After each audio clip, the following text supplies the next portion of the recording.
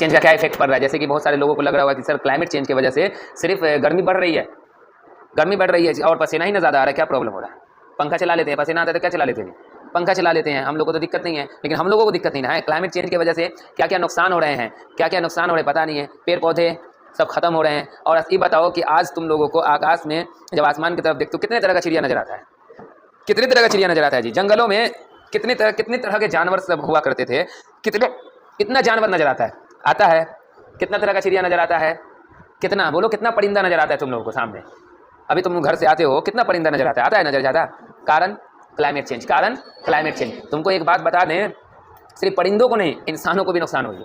हम लोग का बॉडी जो है किस तरह से डिज़ाइन हुआ है, हम लोग की बॉडी इस तरह से डिज़ाइन नहीं हुआ है कि हम लोग जो है ना 60 डिग्री के टेम्परेचर में सर्वाइव कर सके। जिस दिन 60 डिग्री क्रॉस करेगा इंसान पागल होकर के मर जाएगा, मरेगा बाद में पागल पहले हो जाएगा, मरेगा बाद में पहले अपने आप अपना कपड़ा नोचेगा, अपने आप को पागलों की तरह करेगा, क्योंकि हमारा बॉडी इस तरह से डिज़ाइन ही नहीं हुआ कि हम लोग 60 डिग्री के टेम्परेचर में सर्वाइव कर सकें। और ये जो है ना क्लाइमेट चेंज, ये टेम्परेचर सिर्फ नहीं बढ़ा रहा है, ये तुम्हारे बॉडी से या हमारे बॉडी से ना सिर्फ पसीना नहीं निकाल रहा है, ये हमारे मेंटल पावर को भी कमजोर कर रहा है, हम लोगों को चिड़चिड़ा बना रहा है। तुम्हारी पसंद जो है ना चेंज हो जाती है क्लाइमेट चेंज की वजह से, टेम्परेचर की वजह से। कैसे चेंज हो जाती है? जब तुम मार्केट में कुछ लाने जाओ, तुम गौर करना, अगर तुम ऐसे टाइम में जाते हो जैसे टेम्परेचर बढ़ा हुआ है, गर्मी ज़्यादा है, उस टाइम में तुम एक चीज़ नोटिस किए होगे, सब क्या कहते हैं, जल्दी चलो, बहुत गर्मी है, जल्दी चलो, जो लेना है जल्दी लो, चलो, जो लेना है जल्दी लो, चलो। तो ये जो लेना का क्या मतलब है, गए तुम कुछ और लेने, तुम अब क्या कर रहे हो, जल्दी जल्दी लो, जो लेना है घर चलें। तो क्या हुआ, क्लाइमेट चेंज की वजह से तुम्हारी पसंद चेंज हुई, तुम गए रेड लाने के लिए, ऑरेंज लेकर के आ गए।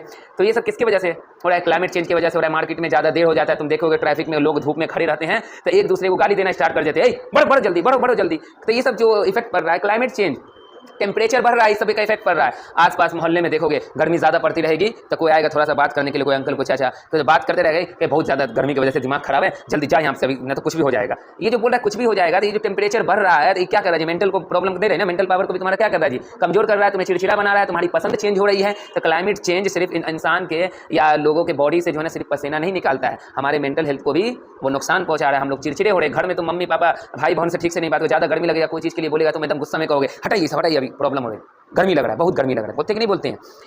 तो क्लाइमेट चेंज इस तरह से हमारे लिए नुकसानदायक है। बहुत सारे लोग कहते हैं सर क्लाइमेट चेंज का समाधान क्या है, हम लोग ना पेड़ लगाएंगे। क्या लगाएंगे?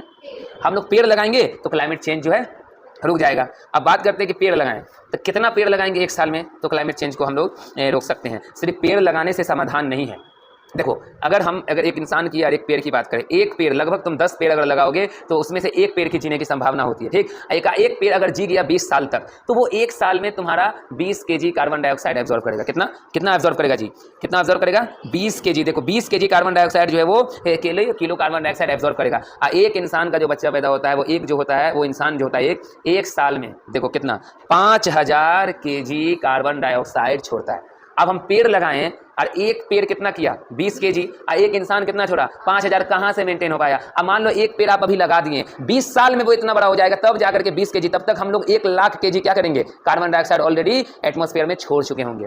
तो ये पेड़ से भी समाधान नहीं होने वाला है। सर समाधान क्या चीज़ से होने वाला है? अगर पेड़ की बात करें, लोग जो कहते हैं पेड़ लगाएंगे तो कितना पेड़ लगाना पड़ेगा ये भी पता है तुम लोगों को?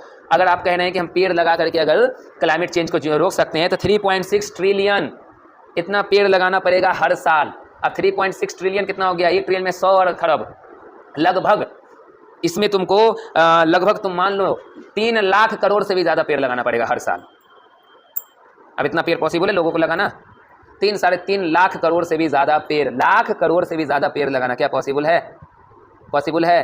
तो पेड़ से भी समाधान नहीं हो सकता है तो क्या चीज़ से समाधान होगा सर? ये क्लाइमेट चेंज की रुकावट क्या चीज़ से ये समाधान होगा?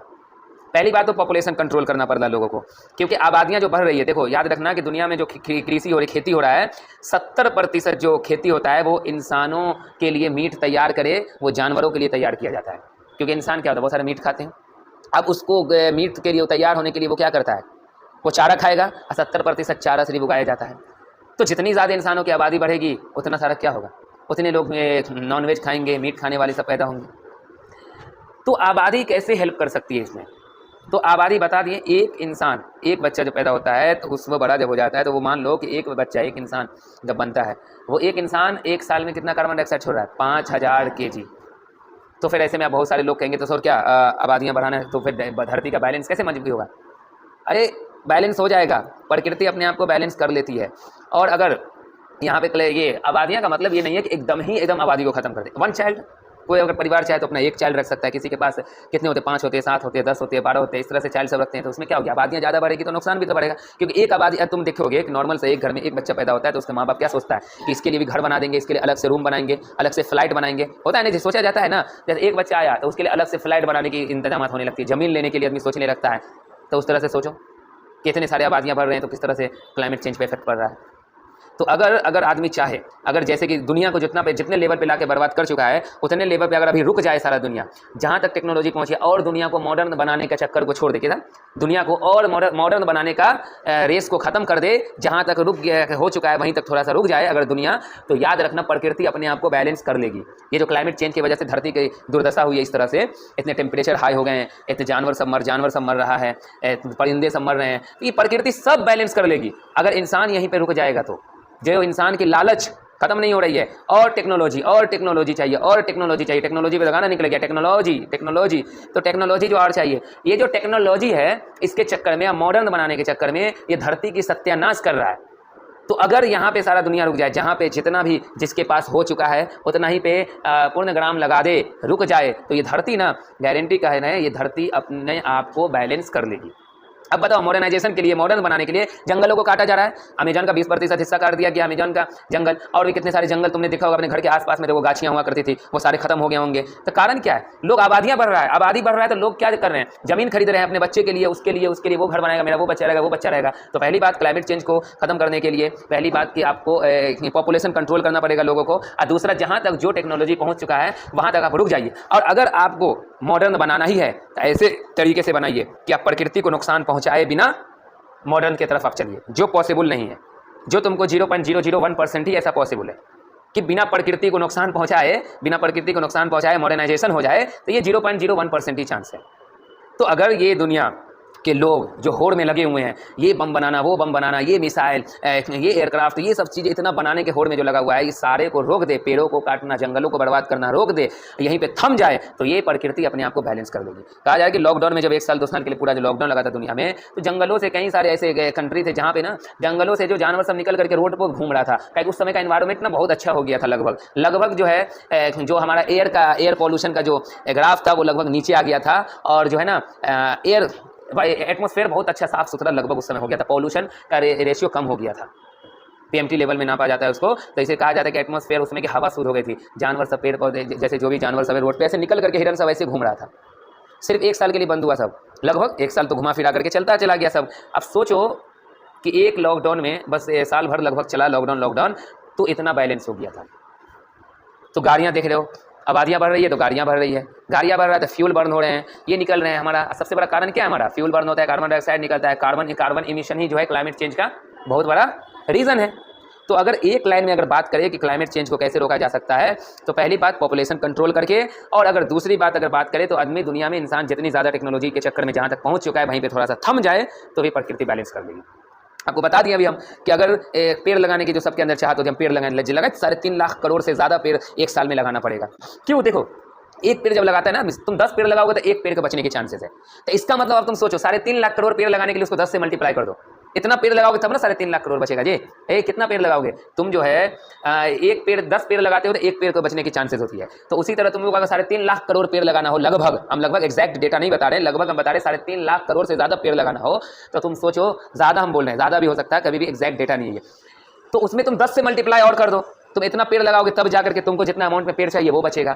अब वो भी उस पेड़ को 20 साल तक सर्वाइव करेगा, जिंदा बच जाएगा, 20 साल तक जीवित रह जाएगा। इतने सारे कंडीशनों से, एटमॉस्फेयर हो गया, टेम्परेचर हो गया, ये सारी चीज़ों से अगर पेड़ बच गया, तब जाकर के जब उसकी 20 साल की उम्र हो जाएगी, तो 20 साल के बाद जाकर के एक वो पेड़ 20 kg कार्बन डाइऑक्साइड को क्या करेगा, एब्जॉर्ब करेगा। कितना लंबा प्रोसेस है।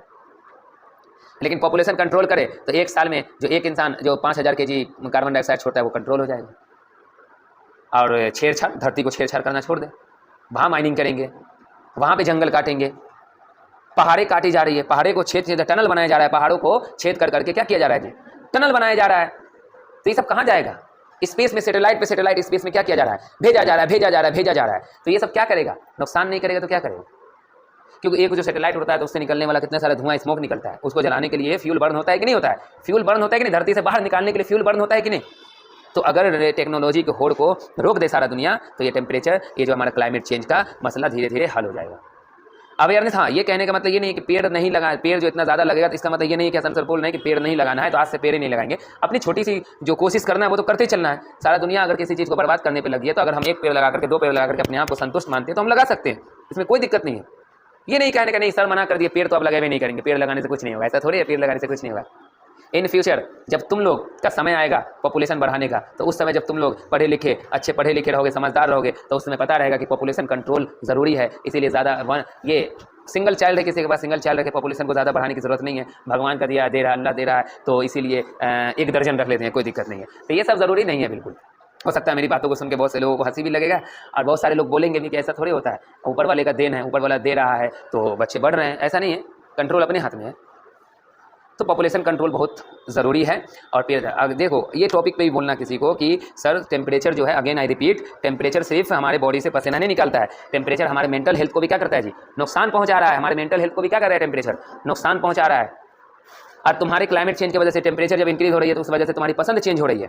तुम मार्केट में लाने जाते हो कुछ और, चिड़चिड़ा होकर के ले आते हो कुछ और। किसी से तुम प्यार से बात करने जाते हो, कोई चीज़ का मसला हो गया, थोड़ा मसला घर के अगल बगल में हो गया, तुम जाओगे प्यार से बात करने के लिए, जहाँ टेम्परेचर ज़्यादा बढ़ा रहेगा, तुम्हारा दिमाग का टेम्परेचर बढ़ जाएगा, तुम उससे क्या करोगे, लड़ना स्टार्ट कर देते हो, मारना झगड़ना स्टार्ट कर देते हो एकदम। मतलब कि पंखा नहीं चल रहा है, गर्मी लग रहा है, उसका गुस्सा कहीं और निकाल दे जाके। तो ये जो क्लाइमेट चेंज है ना, हमारे मेंटल हेल्थ को भी खराब कर रही है। इसीलिए अवेयर करना बिल्कुल ज़रूरी है। अभी आप लोग पढ़ रहे हैं और पढ़े लिखे बच्चे हैं, जब बनेंगे अच्छे से वो जाएंगे, लोगों को अवेयर करेंगे, लोगों को बताएंगे, जिनके पास जगह है वहाँ पे पेड़ पौधे भी लगाएंगे। प्लस हम लोग जब सोशल मीडिया पे बातें उठाएंगे, जैसे बच्चे सब कहेंगे कि जो बड़े बड़े कंपनी है वो जो दुनिया में तुमको बता देते हैं कि इतनी सारी कंपनी चल रहा है ना जी, दुनिया का सिर्फ टॉप 1% कंपनी ऐसा है जो टॉप 1% कंपनी ही पूरी दुनिया को बिगाड़ने में लगी हुई है।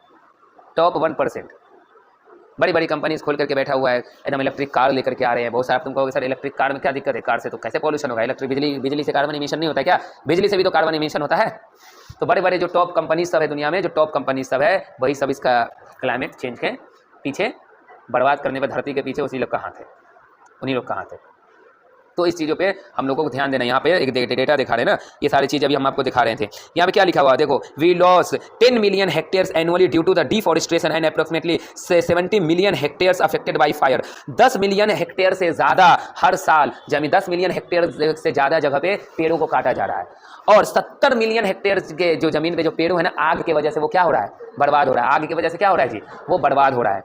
इस तरह से आप लोग को डेटा दिखा रहे हैं यहाँ पे। और प्लस यहाँ पे क्या है देखो, तो यहाँ पे क्या रहा है क्या कि देखो, जो हम आपको बताए थे कि हम लोग जो पेड़ वगैरह सब लगाते हैं, तो उसमें से जो भी पेड़ लगाते हैं हम लोग, उसमें से 10% चांसेस होती है किसी एक पेड़ को बचने का, किसी ईयर को बचने का। यहाँ पर देखिए, यहाँ पे बताया था ना अभी 5000 CO2 पर ईयर जो है ना एनुअली एक जगह है। देखो as per the latest world data, the global average CO2 emission per person are 51, देखो 5120 kg annually including land use change. अब सोच लो कि एक आदमी कम से कम 5200 मतलब 5000 kg एनुअली कार्बन डाइऑक्साइड छोड़ रहा है, 5000। अब इसी तरह तुम बता दो एक पेड़ के बारे में बताएं आपको कि 20 साल अगर पेड़ जिंदा रह जाता है 20 साल की उम्र तक, तब जा करके वो 20 kilo carbon dioxide per year absorb करता है, पर ईयर। तो पेड़ समाधान नहीं है, समाधान अभी हम बता दिए कि किस तरह से। देखो यहाँ पे क्या है, richest 1% emit as much planet heating pollution as 2/3 of humanity.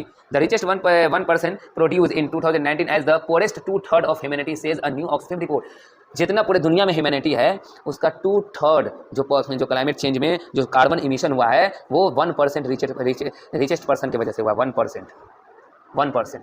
हम लोग जाते हैं सेलिब्रिटीज सबका कितना गुण गाते हैं, ये हीरो वो हीरोइन ये सब। और लोग के घर में इतना एसी लगा हुआ होता है। अब वो एसी किस पे चलता है, इलेक्ट्रिसिटी पे चलता है। इलेक्ट्रिसिटी चलेगा तो कार्बन इमिशन होगा, तो टेम्परेचर बढ़ेगा ही बढ़ेगा। टेम्परेचर बढ़ेगा तो दिमाग पगलाएगा ही तुम्हारा। इसी तरह हम लोग ने क्या बोला कि the average Indian emits approximately देखो 2050 kilograms of CO2 annually according to world. अब बताओ एक इंसान एवरेज, हम तुम एनुअली एक साल में हम लोग 2000 kg बस CO2 हम लोग बस इमिट करते हैं। 2000 एवरेज जानते हो ना किस तरह से निकलता है। एवरेज जितनी भी आबादी है उसको ऐड करके जितना सारा है हम लोग जो डिवाइड कर, जैसे सप्ताह में तुम 7 दिन जो अलग अलग रोटी खाते हो तो सब जितना दिन खाए उसको पूरे को 7 से डिवाइड कर दो, और एवरेज हर दिन तुमने कितना खाया। तो एवरेज इंडियन लगभग जो इंडियन की अगर हम बात करते हैं, एवरेज इंडियन हमारे इंडियन जो है हम लोग 2000 kg। इसका मतलब जो फॉरेन कंट्री सब है, जो डेवलप कंट्री सब है, उन लोगों का कितना बड़ा हाथ है क्लाइमेट चेंज को बर्बाद करने में, धरती को बर्बाद करने में। टेम्परेचर को बढ़ाने में। ये सब डेटा यहाँ पे कह रही है। यही पे हम बता रहे थे तुम लोग को ना कि 36 बिलियन टोन्स ये सब लगाना पड़ेगा। तो अभी सबका समाधान क्या है? तो समाधान अभी हम लोग जिक्र किए हैं। अपने आप को इस काबिल बनाओ, इस लायक तुम लोग को बनाना है अपने आप को, ताकि तुम एक ऐसे मुकाम पे पहुँचो जहाँ पर जा करके तुम अच्छे से जब कुछ बोलो ना तो लोगों के लिए वो आवाज़ जो हो ना एक अच्छी सोच बन जाए। अभी हम तुम लोगों को अवेयर करना बिल्कुल हमारा काम है, इसीलिए अभी हम तुम लोगों को हर एक चीज़ से अवेयर करते रहते हैं। अभी 9th में हो, तुम 10th में हो, तो इस क्लास से ही तुम अवेयर होना स्टार्ट हो जाओ। खुद सीखोगे, दूसरों को सिखाओगे, क्योंकि आने वाला तुम लोग का जो समय होगा वो बहुत वर्स्ट समय होगा। अगर अभी लोग नहीं सुधरे तो, अगर अभी दुनिया को बर्बाद करने का काम खत्म नहीं करेगा, सबसे वर्स्ट समय होगा आने वाला समय में। तो इसीलिए अभी एजुकेशन को आगे बढ़ाना, एजुकेशन को प्रमोट करना और शिक्षित होना। और सिर्फ एजुकेशन लेने का मतलब ये नहीं है कि सिर्फ किताबी कीड़ा बनना है। स्किल्स अपने अंदर डेवलप करना है, अपने अंदर न्यू न्यू स्किल्स डेवलप करना है। वो क्या क्या स्किल्स अपने डेवलप कर सकते हैं वो आपके टीचर बताएंगे। आप जिस चीज़ में एक्सपर्ट है वो हम खुद देखेंगे, आपके अंदर ये काबिलियत है तो आपको उस चीज़ में आगे बढ़ाया जाएगा। सोचना सीखो कोई चीज़ पे। अगर अभी जैसे तुम पढ़ रहे हो, किताबें पढ़ रहे हो, तो तुम साइंस पढ़ते हो, मैथ पढ़ रहे हो, एसएसटी पढ़ रहे हो, कुछ भी पढ़ रहे हो, तो साइंस अगर पढ़ रहे हो, कोई चैप्टर अगर हम पढ़ रहे हैं, तो अगर किसी चैप्टर में कोई टॉपिक को पढ़ रहे हैं तो उस पर पहले सोचना सीखो कि इस चैप्टर में, इस टॉपिक में आखिर ऐसा क्या लिखा हुआ है, और लिखा हुआ है तो क्यों लिखा हुआ है, इसको जानने की कोशिश करो। तभी तुम्हारी क्यूरियोसिटी यहाँ से जगेगी अपनी किताबों के अंदर के टॉपिक्स को जानने की, तो फिर तुम्हारा एक्स्ट्रा दिमाग खुलेगा, ब्रॉड होगा और सोचना तुम स्टार्ट कर दोगे। अभी किसी बच्चा ने बोला कि सर पॉलिटिक्स के बारे में बताइए, कोई बच्चा क्लाइमेट चेंज के बारे में बताइए, तो ये सब चीज़ें तुम्हारे अंदर डेवलप होना स्टार्ट हो जाएगा, सोचना स्टार्ट कर दोगे। सर इतनी क्लाइमेट चेंज है, इतना टेम्परेचर बढ़ रहा है, रीज़न क्या? अभी उस पर हम लोगों ने डिस्कशन किया कि क्या रीज़न है, बताएं। और तुम इस चीज़ पर सोचोगे, फिर तुम देखें कि बहुत सारे ये पॉलिटिक्स में हम लोग पॉलिटिकल साइंस पढ़ते हैं, तो सर हम इसमें जानने की कोशिश करना चाह रहे हैं कि इलेक्शन वगैरह कैसे हो रहा है, नहीं हो रहा है। और जब इस चीज़ों को जानोगे और पॉलिटिक्स क्या होता है उसको अच्छे से जानोगे, तो आगे चल के पॉलिटिक्स में तुम लोग जाओगे। अब पढ़े लिखे यंग युवाओं को पॉलिटिक्स में जाना बिल्कुल ज़रूरी है। मेडिकल लाइन का कोई चीज़ को जानना है, पढ़ रहे हो, बायोलॉजी में किसी बीमारी के बारे में पढ़ रहे हो, वायरस आ गया, कौन वायरस कैसे आया सर, किस तरह से इसकी वैक्सीन बनती है, वैक्सीन किस तरह से तैयार होता है, किस तरह से काम करता है, ये चीज़ें अभी से ही तुम्हारे अंदर आने चाहिए। अगर कोई बीमारी आया तो कैसे आया, किस तरह से ये स्प्रेड हुआ, बुक्स में भी सिलेबस भी तुम्हारा दिया रहता है, तुम बुक में पढ़ते भी हो, तुम्हारा टॉपिक भी आता है बहुत सारी बीमारी के बारे में कि कैसे फैला, मलेरिया कैसे हो गया, किस बैक्टीरिया से हो गया, टाइफॉइड किस तरह से हो गया, या फीवर किस तरह से हो जाता है, किस वायरस से। तो तुम लोग जानने की कोशिश नहीं करते हो, बस रट्टा मार लेते हो, पढ़ा दिया जाता है तुमको, याद कर लेते हो, बस हो गया। ये आया तो आया कैसे, ये बीमारी, इसको दूर कैसे किया जा सकता है, वैक्सीन साइंटिस्ट लोग कैसे तैयार करते हैं सर, किस तरह से तैयार करते हैं, काम कैसे करता है ये। हमारे बॉडी के अंदर तो ऑलरेडी बहुत सारे ऐसे गुड बैक्टीरियाज है जो बहुत सारे जो हमारे वायरसेस को खत्म कर देते हैं, लेकिन उसके बावजूद ये जाकर के उसको भी कमजोर कर देता है। तो वैक्सीन कैसे काम आता है सर, ये क्वेश्चन तुम्हारे अंदर आ जाए। इंजीनियरिंग लाइन में तुम जाना चाहोगे, अब इंजीनियरिंग लाइन में तुम देखोगे कि कैसे सर कार डिज़ाइन होता है, किस तरह से मशीन्स डिज़ाइन होते हैं, टेक्नोलॉजी सबके बारे में, स्पेस कैसे सर, स्पेस में जो है हम लोग जो ये क्या कहते हैं सैटेलाइट छोड़ा जाता है, इसका क्या प्रोसेस होता है, किस तरह से जाता है, हम लोग जैसे एयरक्राफ्ट सब कैसे बनते हैं, प्लेन कैसे बनता है, प्लेन उड़ता कैसे है, ट्रेन कैसे किस तरह से स्पीड पकड़ता है, ट्रेन जो चलता है, ट्रेन की चलने की के पीछे क्या साइंस है। क्वेश्चन अपने आप आएगा तुम्हारे अंदर। जैसे क्वेश्चन आना स्टार्ट हो गया, और अभी ऐसे दौर में हम लोग इंटर कर रहे हैं। सुन लो एक बात, ये बहुत इंपॉर्टेंट चीज़ है जो अभी हम बता रहे हैं। अभी ऐसे दौर में हम लोग इंटर कर रहे हैं जहाँ पे हर चीज़ जो है ना टेक्नोलॉजी पर बेस्ड हो चुका है। तुम देखे होगे AI का नाम सुने होगा ना, आर्टिफिशियल इंटेलिजेंसी, हर चीज़ आप जो है रोबोट कर रहा है। चाइना में